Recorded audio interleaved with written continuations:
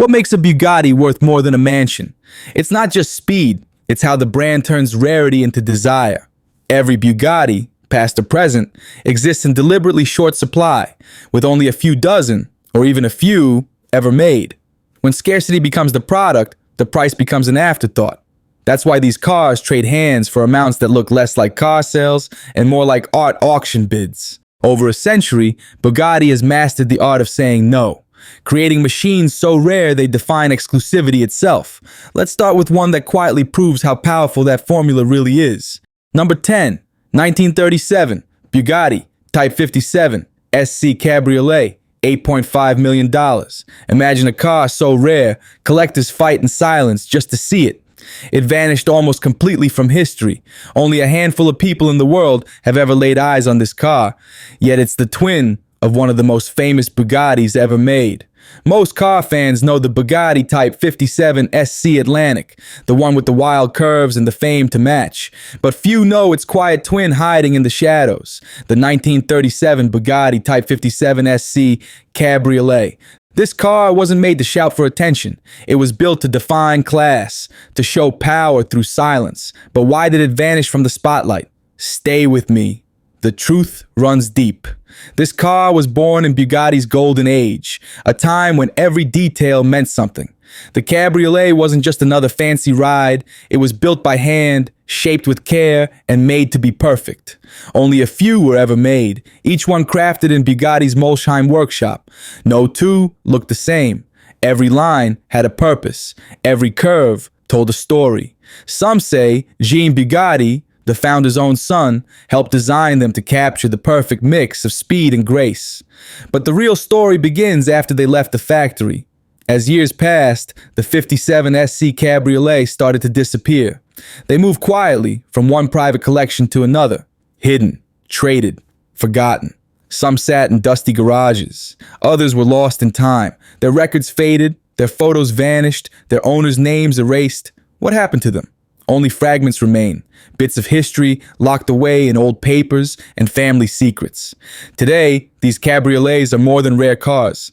They're living mysteries. Collectors guard them like treasure, passing them down through generations. But the search isn't over. Historians are still searching for answers. Who owned them first? How did they survive wars, disasters, and the passing years? Every discovery leads to a new question. And somewhere out there, one last Bugatti Cabriolet might still be waiting to be found. Visually, the 1937 Bugatti Type 57 SC Cabriolet was pure art in motion. Long, flowing fenders curved like waves, leading into smooth, graceful tails. Shiny chrome lined every edge, catching light like liquid silver. The body was shaped by master builders like Gangloff and La Burdette. Their metalwork was so detailed and perfect that few people can match it today. Inside, the cabin felt calm and rich. Soft leather seats and simple controls gave it a clean, elegant look. Every stitch showed how much Bugatti cared about perfect design. Under the long hood sat a powerful supercharged engine, smooth, fast, and years ahead of its time. But this car wasn't just about power. It was about harmony, the perfect mix of silence, strength, and style. Today, that mix makes the Cabriolet worth millions. Some have sold for more than $8.5 million. Collectors from around the world quietly compete for the chance to own one. Each sale isn't just about money, it's about owning a living piece of Bugatti's golden age. The Type 57 line, especially the famous Atlantic, has always stood for status and taste. Famous people have owned these cars. Ralph Lauren has a deep blue Type 57 SC Atlantic that is the star of his collection. Lord Victor Rothschild also owned one. Today, it's known as the legendary Rothschild Atlantic. Number 9, 2020, Bugatti Divo, $8.5 million. You can't just buy a Divo. You have to be approved and you already need a Chiron. Yet when it was unveiled, everyone wanted it. And the price made even the richest buyers pause. It wasn't just money that decided who got one, it was access. And when it finally appeared, the world realized why. This wasn't a car you owned, it was a car you earned. This Bugatti is so rare, even experts fight to see one in person. When it was unveiled, the world assumed it was just a Chiron with sharper lines. Born in 2018, the Divo wasn't just another hypercar. It was a bold statement. But what made it so special that Bugatti said no to most buyers? When it first came out, the Divo started at about $5.8 million. Over the years, that price climbed sharply on the secondary market, with some selling for nearly $8.5 million. This wasn't about materials or performance, it was about the story. The Divo became a modern collectible, rare by design, meant to be desired, not just found. The 2020 Bugatti Divo took perfection in a new direction. It wasn't about top speed.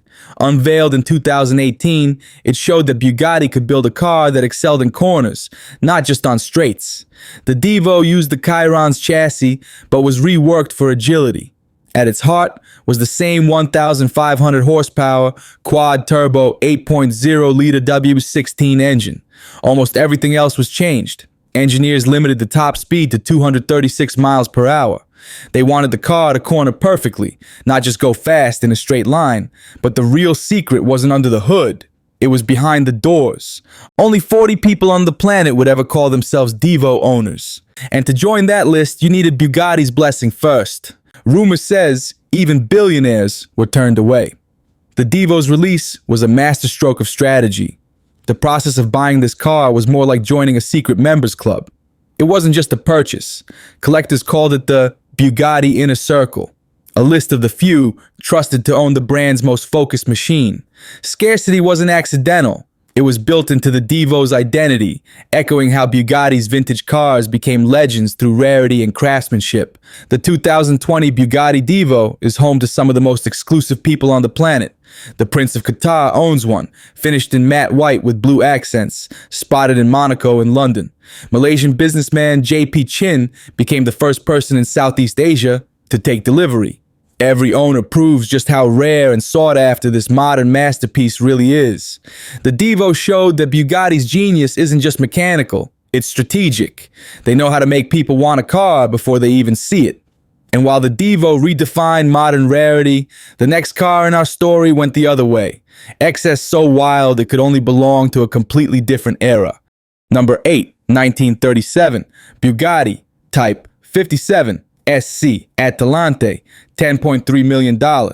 Imagine a car so rare, it could disappear from history and still command 8 figures when it returns. The 1937 Bugatti Type 57 SC Atlante isn't just a classic, it's a moving work of art. In 2022, one pristine example sold for $10.345 million at Pebble Beach, proving that timeless design still beats digital age horsepower. One of the clearest examples of how Bugatti's legacy still commands attention decades later is the 1937 Bugatti Type 57 SC Atlante. Designed by Jean Bugatti and produced in extremely limited numbers, it remains one of the purest expressions of Art Deco design.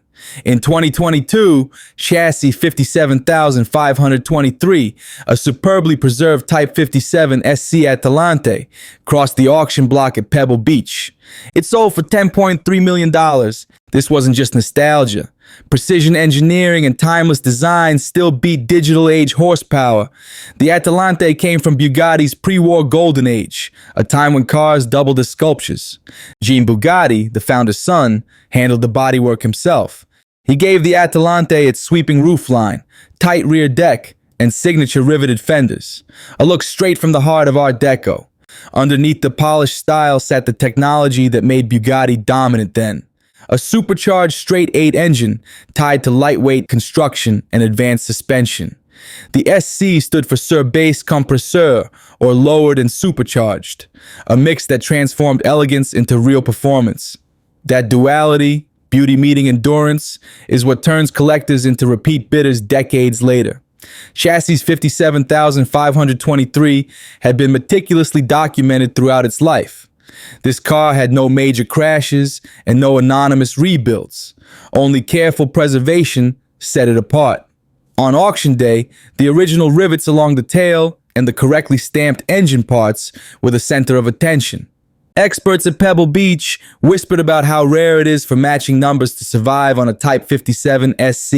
Each marking proved the car hadn't traded authenticity for restoration gloss. The paint depth, the door handle castings, everything told the same story of care instead of correction. This car had no major crashes and no anonymous rebuilds.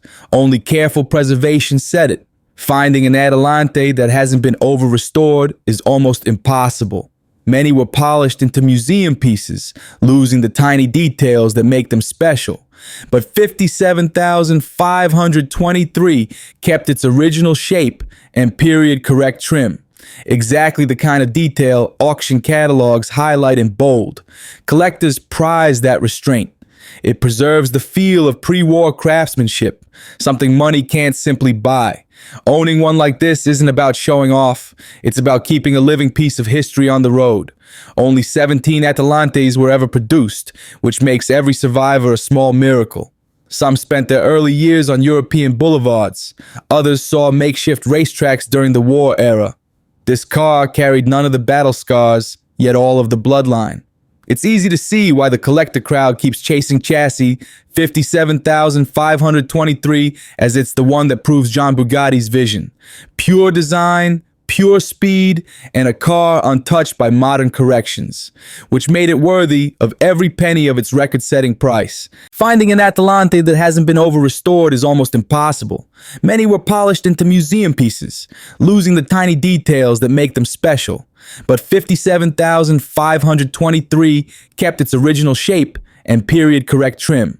Exactly the kind of detail auction catalogs highlight in bold. Collectors prize that restraint. It preserves the feel of pre-war craftsmanship, something money can't simply buy. Owning one like this isn't about showing off. It's about keeping a living piece of history on the road. Only 17 Atlantes were ever produced, which makes every survivor a small miracle. Some spent their early years on European boulevards. Others saw makeshift racetracks during the war era. This car carried none of the battle scars, yet all of the bloodline. It's easy to see why the collector crowd keeps chasing chassis 57,523. It's the one that proves John Bugatti's vision. Pure design, pure speed, and a car untouched by modern corrections, which made it worthy of every penny of its record-setting price. Number 7, 1932, Bugatti, Type 55 Roadster, $10.4 million. When you think Bugatti, you think speed, you think attention, you think power on display. The 1932 Type 55 Roadster does none of that. And that's exactly why it became one of the most coveted pre-war cars in history. Some Bugattis tell their story through royal owners or wild restorations. This is one of the few pre-war cars where you can trace a direct line from the racetrack to elegant city streets. When it sold at Gooding and Company's Pebble Beach auction in 2016 for $10.4 million, even veteran collectors paused. Not because of hype, but because they knew exactly what they were looking at. A road-going athlete shaped by Jean Bugatti himself. The Type 55 began as an experiment. Racing cars like the Type 51 had already proven that it was unbeatable in Grand Prix events. So Jean Bugatti took the same 2.3-liter supercharged straight 8 and built a lighter, lower chassis around it. The result? A car that could handle city streets yet carried the soul of a racer. With about 135 horsepower and a top speed of 112 miles per hour, it was astonishing for the early 1930s. It could sprint like a racing machine, yet glide through town with understated elegance. Something few Marques have ever pulled off. Only 38 were ever made, and each was crafted with extreme attention to proportion. Its long tapered tail, piano key grille, and minimalist fenders turned speed into sculpture. No extra chrome, no flashy ornaments, just engine, stance, and perfect design. Every line reflected racing DNA in a road-legal package. One celebrated example, chassis 55,220, was originally sold to British collector Victor Rothschild. It spent its early years roaring along European back roads before crossing the Atlantic decades later. Unlike many pre-war sports cars, which were rebuilt or rebodied over time, 55,220 kept its original Jean Bugatti bodywork, engine, and period-correct fittings. That authenticity explains why it could command a modern 8-figure price. Its interior craftsmanship included over 2,500 meters of woven leather, a testament to the care poured into every detail. Collectors prize the Type 55 for its contradictions. Powerful, yet graceful. Mechanical, yet artistic. It proves that racing technology can wear a bespoke suit. In 1932, Victor Rothschild, later the third Baron Rothschild, bought chassis 55,220 brand new. With its elegant Jean Bugatti designed coachwork, it perfectly blended racing performance and refined luxury. Rothschild's ownership added aristocratic prestige, linking the Type 55 to motorsport history and one of Britain's most distinguished families. Number 6, 2022, Bugatti Chiron Profilée, $10.7 million. One technician, 2,500 hours. Every stitch, every panel, crafted to perfection. And yet, nobody knows who owns it. A single car, a mystery that even the richest collectors can't solve because some stories aren't meant to be told. Yet. The 2022 Bugatti Chiron Profilée proved that true rarity can still stop the car world in its tracks. When it rolled onto the auction block at RM Sotheby's in Paris, it sold for 9.79 million euros, about 10.7 million US dollars, and made history. Only one exists, not a prototype, not a second build hiding in a vault, just one. The Profilée began as a quiet experiment inside Bugatti. Engineers were testing a version of the Chiron Pure Sport that could balance its wild performance with everyday comfort. The project froze. Only one car had been completed. A single prototype that would become road legal. That twist of fate turned it into the final hand-built W16 Bugatti of its kind. A one-off born from chance. No one knew this one car would become a legend until fate intervened. Building it took more than 2,500 hours. Every stitch, every panel was done by hand. One technician was responsible for the interior alone. It was old-world craftsmanship brought to life in a modern machine. Its design carries meaning in every curve. The name Profilée came from a 1930s Type 46 that used a smooth tail to cut through air. Under the surface, it's still a true Chiron.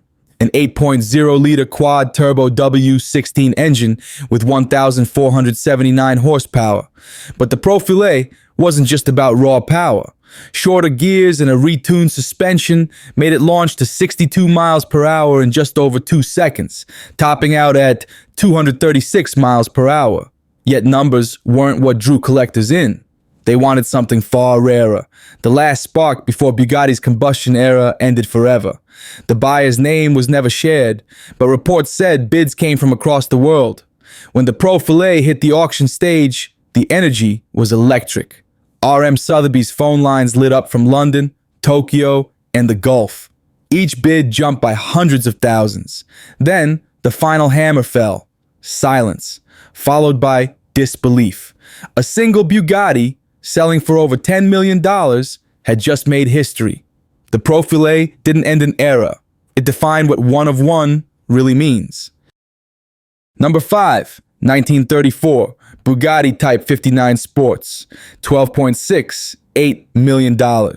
Only a handful of these survived, each with a story that could fill a room. One raced against legends, another ended up in royal hands. The Type 59 Sports is a battle-scarred trophy from a time when Bugatti ruled the track. Step back to the 1930s. Bugatti wasn't chasing luxury, it was chasing victory. And in that chase, one car would survive not just the track, but time itself. The 1934 Bugatti Type 59 Sports carried Ettore Bugatti's dream straight onto Europe's hardest Grand Prix tracks. It was built for speed first, beauty second, yet somehow mastered both. In 2020, one of these rare machines, a former factory racer once owned by Belgian royalty, sold for about $12.7 million at Gooding & Company. The crowd knew they weren't just seeing a car, they were seeing a survivor from racing's most dangerous era. The Type 59 was born in the golden age of Grand Prix racing. Ettore Bugatti wanted to prove that elegance could survive the chaos of the track. His engineers took lessons from earlier cars and built something sleeker, lighter, and stronger. Under its long, low hood was a supercharged straight-8 engine. Smooth, powerful, relentless. Nothing on this car was wasted. Every bolt, every curve existed for one purpose: speed. Against Alfa Romeo, Mercedes, and Auto Union, the Type 59 earned respect. Not just for winning, but for finishing races that destroyed lesser machines. When the time on the track ended, some Type 59s were sold to private owners and rebuilt for the road. The mix of original and modified parts made each one unique and even more valuable. Today, finding a real Type 59 is like chasing a ghost. Every chassis number tells its own story. Auction houses fight to feature just one, knowing collectors will go to war for it. The 1934 Bugatti Type 59 Sports, chassis number 57,248, sits at the crossroads of racing glory and royal legend. After its time on Europe's toughest circuits, it found a new home in 1938 with King Leopold III of Belgium. He became one of the first royals to embrace Bugatti's racing bloodline. The Bugatti team gave it a nickname that stuck through history, La Grand-Mère, or the Grandmother, a name that captured both its grace and endurance. Today, it's remembered not just for what it won, but for the company it kept. A perfect mix of speed and nobility. Only a handful of Type 50s 9s were ever built, and even fewer survive. Each carries scars from its racing life. Small tool marks, original rivets, and a layer of patina collectors refuse to erase. The car sold at Gooding in 2020 was one of the purest left. Every inch told its story. No two Type 59s were the same. Each was crafted like art, built by hand, shaped for performance, and born to race. Owning a Type 59 isn't about luxury. It's about holding a piece of racing history, proof that Bugatti once ruled the track. The $12.68 million paid in 2020 wasn't for nostalgia. It was for evidence of victory, frozen in time. The Type 59 remains one of the purest performance Bugattis ever built, but the chase for perfection didn't stop here. It evolved, leading to a modern machine so rare, even history struggles to match it. Number 4, 2021 Bugatti 110, $16 million. Not one, not two, but all 10 110s were snapped up before anyone could blink. $16 million each. The auction rooms went still. The automotive world was left in stunned disbelief. If the Divo was Bugatti showing off its power, the 110 was Bugatti showing its heart. This car wasn't made to chase records. It was built to honor a hero. The EB110, the 1990s machine that kept Bugatti alive when the world thought it was done. Only 10 110s were ever built. Each one sold before anyone even saw it. Price tag? Around $16 million. Proof that memory can be worth more than speed. The 110 starts with the Chiron's carbon fiber bones, but everything else is new. The body looks like it was carved by wind and fire.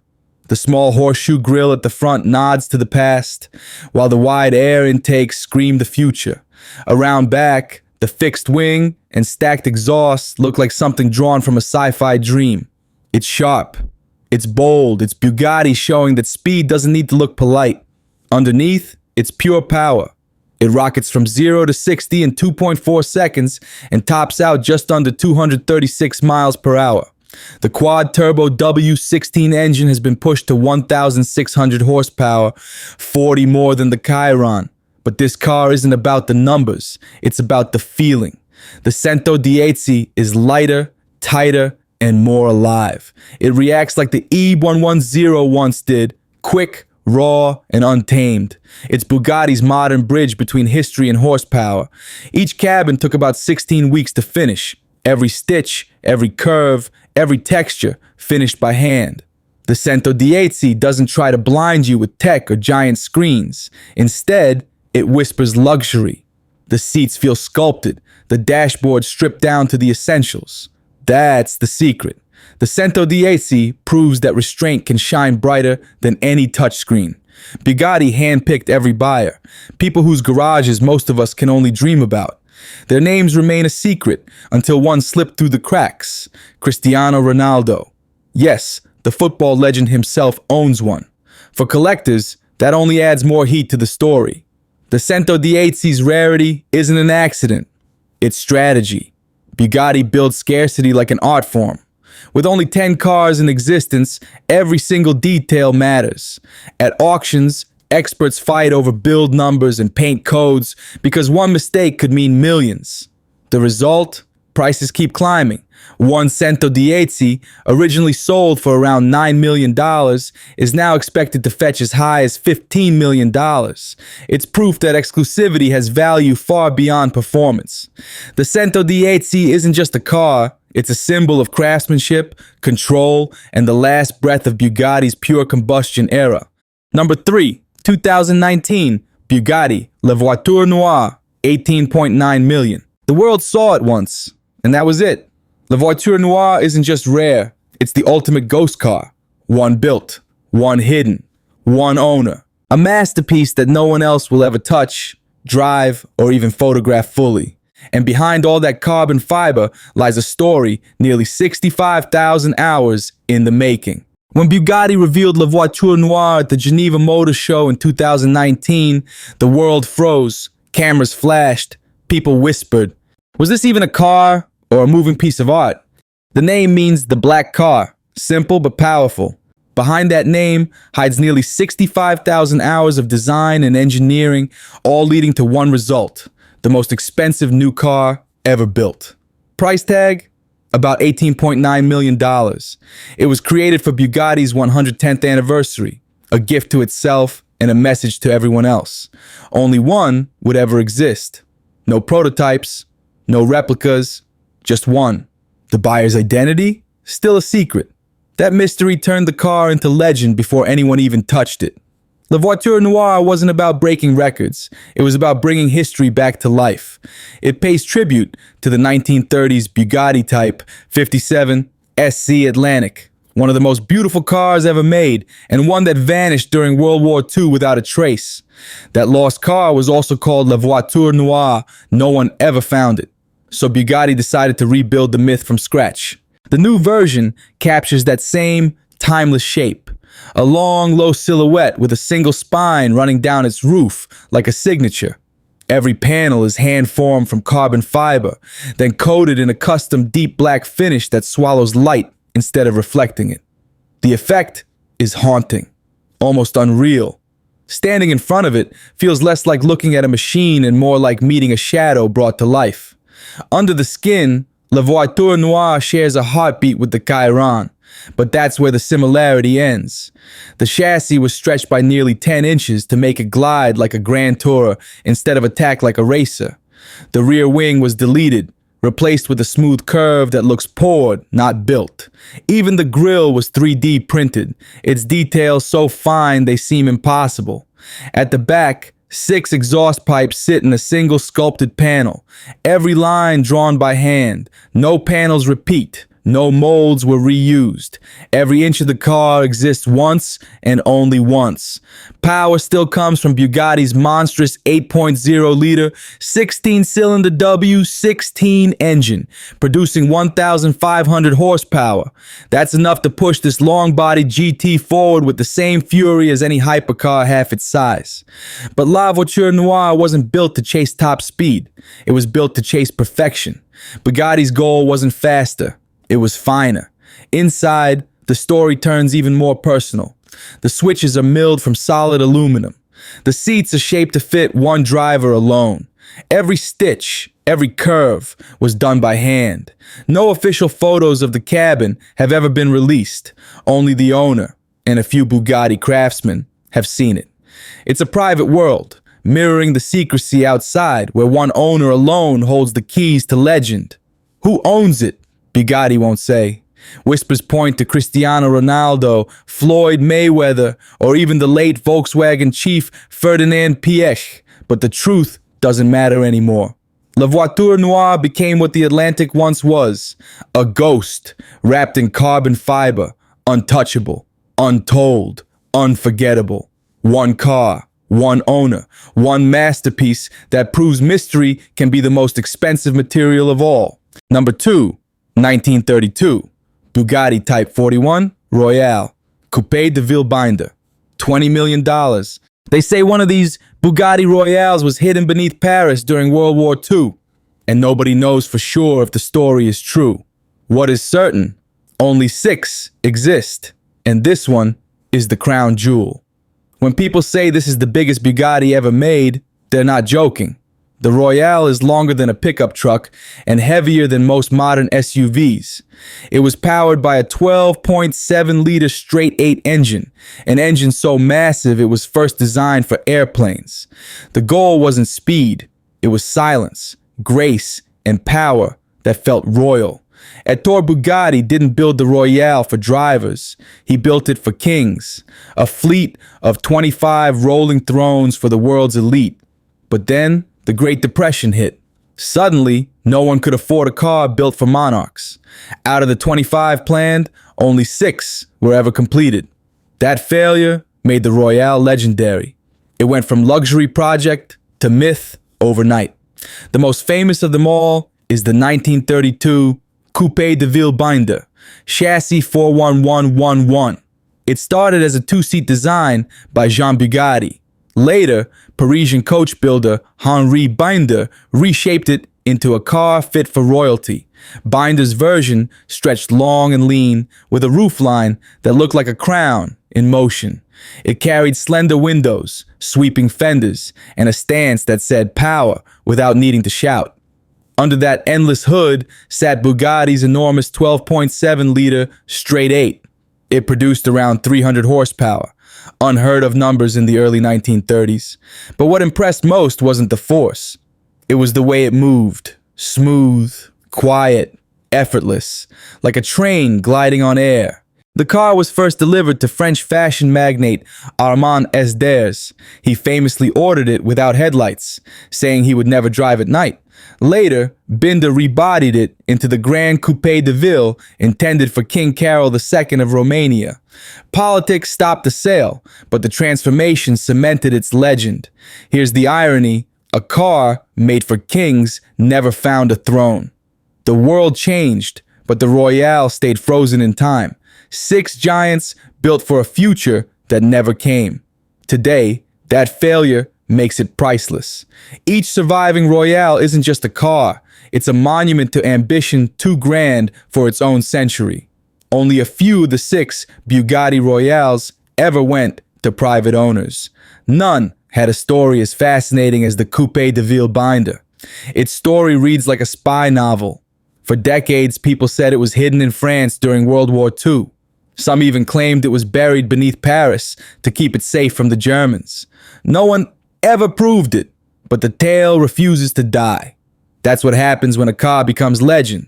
What is known as this: the Royale survived the war untouched.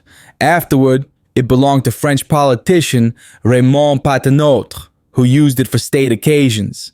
Later, it passed quietly between private collectors, moving through the decades like a secret heirloom. By the late 20th century, the car resurfaced in America, owned by Tom Monahan, the founder of Domino's Pizza. He treated it like rolling royalty, displaying it with pride before it returned to Europe. In 1987, a different Royale sold for a record-breaking $9.8 million at Christie's London, proving that these machines weren't just cars anymore, they were art. In 1999, Bugatti's parent company, Volkswagen AG, stepped in, purchasing the Coupe de Ville Binder for a reported $20 million. The reason wasn't profit, it was preservation. Volkswagen wanted the car back in the family, a living piece of Bugatti's own mythology.